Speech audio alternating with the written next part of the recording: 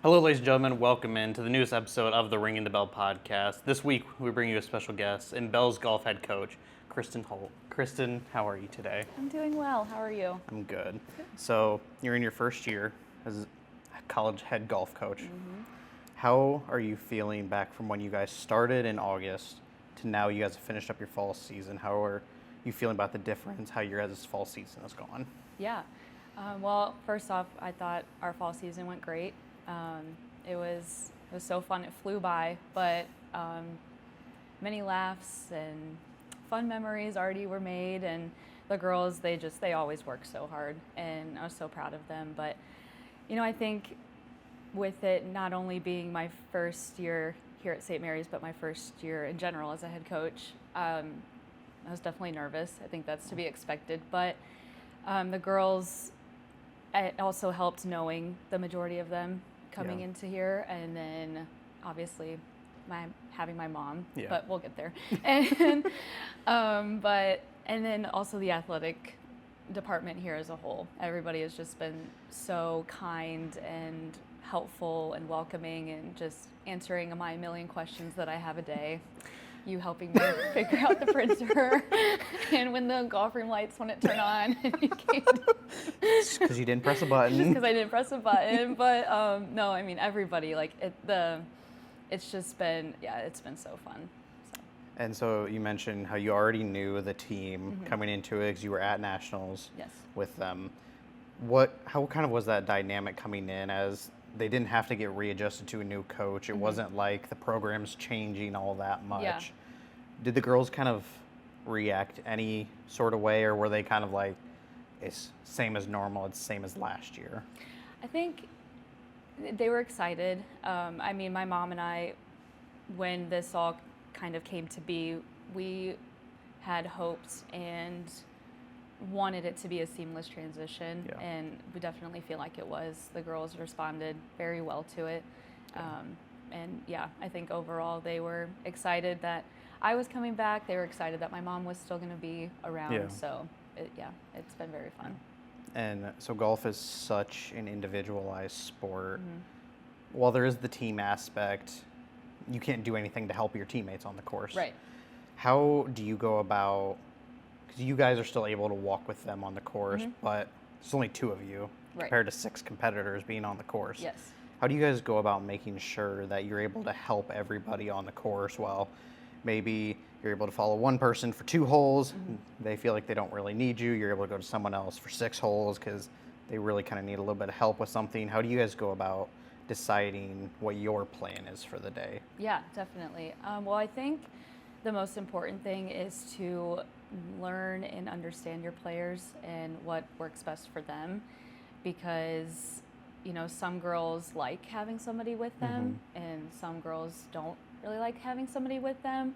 Some like to know how the team is doing during the round. Others don't like to know where we stand and how things are going. So I think that just starts with having a conversation with them and just getting to know them and what they like and what they don't want, and instead of just assuming that you know them, allowing them to tell you what they prefer. And during the round too, my mom and I, we communicate all the time throughout the round, just how everybody's doing, and whoever we're with, how it's going. And then it's like, okay, well, we've got them off to a good start, and so let's maybe go see this person now, or check in with them. And sometimes it's even just a simple check-in and say, you good? Do you need anything? And a lot of times they'll be like, oh, I'm good. I'm just gonna keep going. So, but no, I think, like I said before, the biggest thing is to just ask them and let them tell you what they want. And that could also change on a round-to-round basis, because one day you could spend multiple holes with someone, and the next day you don't see them for 90% of the round, and you see them for 1 hole, and you're like, how you doing? Good, see ya. For sure. But how do you guys go about that in-round change? I know you guys are communicating constantly, where maybe it's something where you're with somebody for the first couple holes, you leave them, a couple holes later your mom's having to come pick up. How are you guys kind of going about, this person really needs a little bit of help coming in, or just kind of figuring out? Yeah, I mean, See, I definitely feel like I've challenged myself to not look at the scores during the round, because you can't change anything that's happened, and I don't want it to affect how I approach talking to them or coaching them. But sometimes it is helpful to look at the scores and see who is doing well, and also if somebody isn't doing well, then that could be a reason that you would go and check on them. And so I would say that even though I try to not, there are some times when I'm like, I probably should check the scores and see kind of how things are going. And then based on that, that's when I would also communicate with my mom too, and we would go back and forth. So. And then as we mentioned, golf being super individualized, you guys are still having team practices often, but it seems like everybody has something different they need to work on. One person needs to work on their driver, one person needs to work on their putting, mid irons, short irons, everything like that. How do you guys go about helping create that practice plan for each individual golfer while also trying to make sure that you're doing everything with the team as well? Yeah, so we, our practice days typically we'll do stations, and we'll spend time on the range, chipping green, putting green, and then sometimes we're going out and playing 9 holes. But the days that are more drill focused, we do have set drills that we have for them, but during the rounds at tournaments, the girls are keeping stats. And that is, to me, like instant feedback on what areas they kind of need to work on, and what went well during the day, but also what didn't go well. And then we definitely base our practices off of that. So if I look at a stat sheet and I see, hey, you had a lot of putts today, it wasn't but then it's kind of breaking it down a little bit further. It's like, did you have a lot of 3-putt? And if you had a lot of 3-putts, okay, was that you missed a lot of short putts, or were you just not getting your lag putts there to give you the opportunity to just 2-putt? Same with chipping. If your up and down percentage was low, okay, were you chunking chips? Were you blading them over? What was going on? And then off the tee, if you didn't hit a lot of fairways, okay, was your driver going left? Was it going right? Were you, if you weren't hitting a lot of great, so things like that, we can definitely work with them and talk to them. And, we kind of take the stat sheets over to them and break it down with them. And then based off of that, kind of build their practice plan as we go. So like I said, we do have set drills for them, but also they know what they need to / want to work on. So if one of them were to come to me and say, Coach, I would really like to just work on putting today, I'm not going to say no.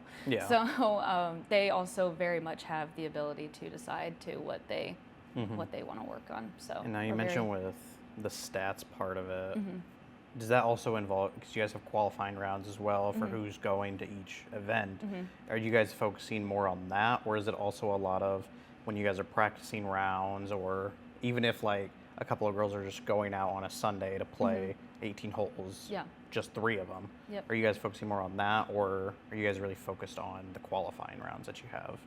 So, we do our qualifying, for the first tournament, the girls will come back a week before, classes start, and we do our qualifying rounds then for the first tournament. But, and then when we're traveling, those that aren't traveling, we're still having them play. So no matter what, they're always playing and keeping score.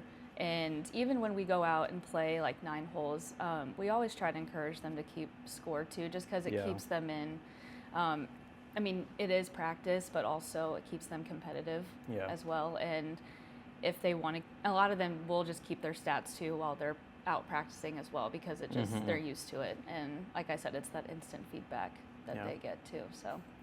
And so with it being your first year, your mom is still with the program, serving as your assistant. How has she helped you with that transition into being your first year? Because it's not like you were able to start in April or May and get going immediately. You kind of had to hold off for a little bit, and then August 1st you're able to get going. How has she been able to help you with that transition? It has been so fun. Like I said, our goal going into this transition was that we wanted it to be as seamless as possible, and I really do feel like it was. And I think the girls like I said, we're super excited that she was going to stick around because Yeah. everybody loves Coco.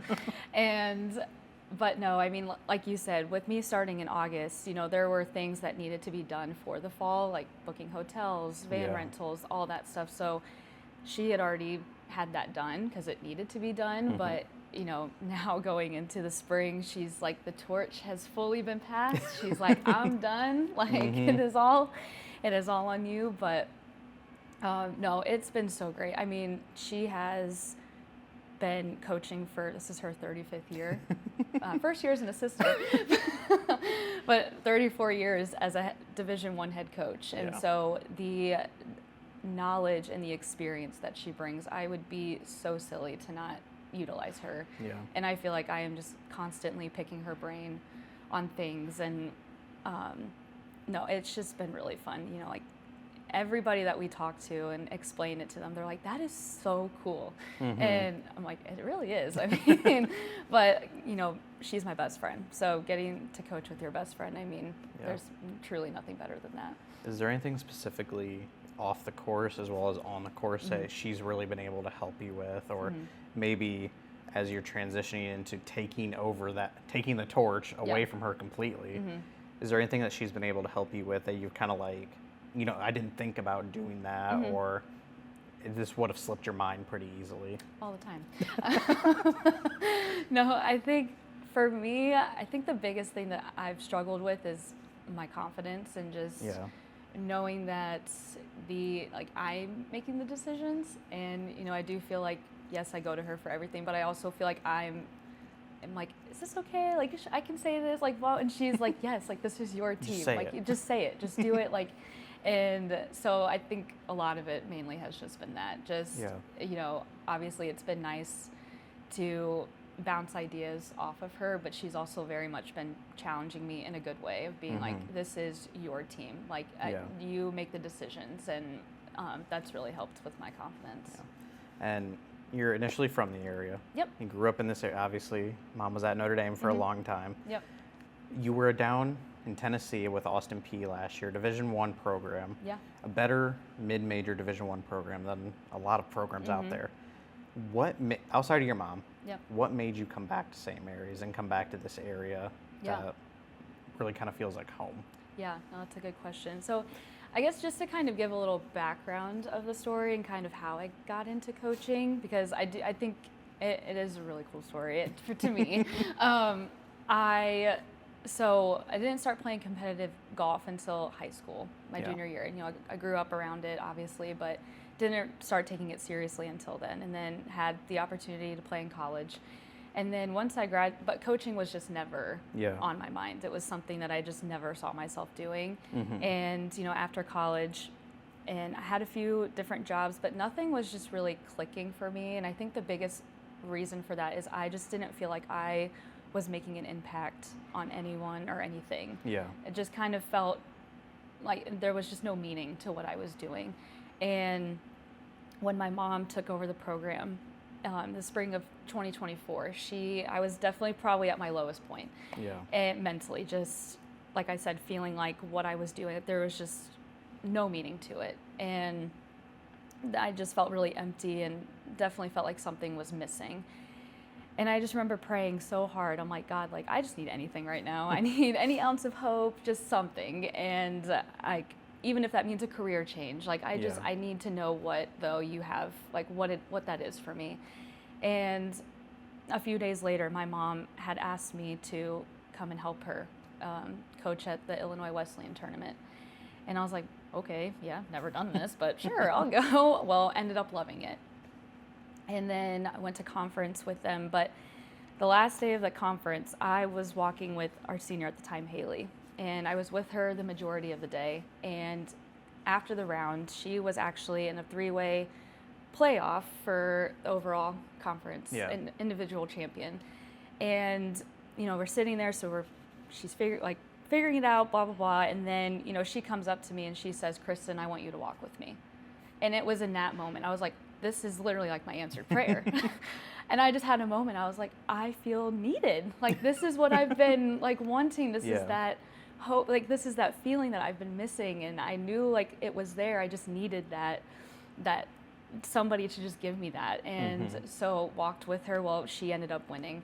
And then we went on to nationals and had an amazing time there. And then I just decided, you know what, I'm going to quit my job and I'm going to coach. And it was just, it all happened so fast, but obviously God's plan. And, you know, I applied to a few different schools and then, you know, went to Austin P. Had an amazing time there. I owe so much to that team and to Coach Combs because, you know, obviously I had that ounce of, that little feeling of when I was helping with St. Mary's, but, you know, being down at Austin P definitely affirmed that this is what I want to do. Yeah. And so then when the opportunity to come back here came, you know, so like obviously I was living down there, but I was missing home. I missed my family, I missed my friends, and the opportunity presented itself to come back here, and it just felt like a no-brainer because of the connection that I already had with the St. Mary's team, and I knew that the majority of those girls were going to be back. And just being around here too, the few times that I loved it. And so yeah, it was just, like I said, it was a no-brainer. When my mom approached me with the idea, I was like, yeah, I can't not do it. So, and I'm very thankful. It was kind of a quick turnaround from you having to leave Tennessee, come back. I know you guys had a lot of fun with moving everything back. Yes. How was that kind of transition, and was it more seamless than you thought, or was it hard to leave Tennessee as well? It was hard because I definitely didn't, I saw myself being there longer. Yeah. And, you know, I truly did love my time down there. Like I said, I owe everything to those girls and the Coach Combs. But, yeah, I mean, I definitely was homesick. And just like I said, the opportunity came up and I just felt like I really couldn't pass it up because it's an opportunity. You know, I figured out that this is what I love and this is what I want to do. So the opportunity to do what I love and to be back home just felt like I couldn't not. I could not do it. Kristin, thank you so much for coming on Ringing the Bell. Real quick, we're going to take a break and we're going to send over to Gwyneth, who's going to give us our Bell's weekly recap, and then we're going to come back with some rapid fire questions. Perfect. Hi, I'm Gwyneth, and welcome back to your Bell's weekly recap. St. Mary's basketball fell to North Central 76-60 in their season opener. Kate Restovich led with 12 points, with Kate Passano adding 11 with 8 rebounds. Annie Restovich and Ellen Notaro each added 9 on the night. St. Mary's volleyball closed out its season with 3 matches this week.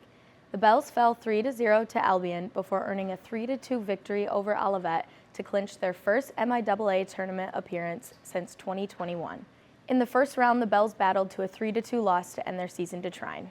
Caroline Carnes led the way with 49 kills and 14 blocks. Callie Lukowski also added 29 kills. Carly Fagan totaled 65 digs and Juliana Graysick added 78 assists. The Bells finished out their season 16-11. Bells volleyball Caroline Carnes was named MIAA Player of the Week.